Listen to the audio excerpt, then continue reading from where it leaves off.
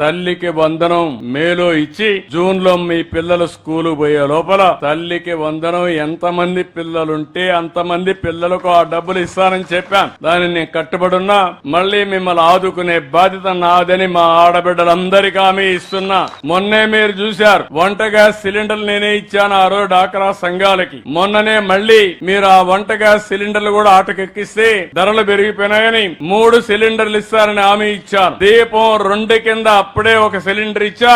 ఇప్పటి నుంచి 4 నెలలకు ఒకసారి మీకు సిలిండర్లు ఇచ్చే బాధ్యత నాదని మీ అందరికీ హామీ ఇస్తున్నా. ఇంకొక పక్కన రైతులకు అన్నదాత 20,000 రూపాయలు ఇస్తా అన్నాం. కేంద్రం 6,000 రూపాయలు ఇస్తా ఉంది. మిగిలిన 14,000 రూపాయలు 3 ఇన్స్టాల్మెంట్ లో రైతులకు ఇచ్చే బాధ్యత మేము తీసుకుంటాం. రైతులకు గిట్టుబాటు ధర ఇస్తాం. మార్కెట్ ఇంటర్వెన్షన్ లో ఉంటాం.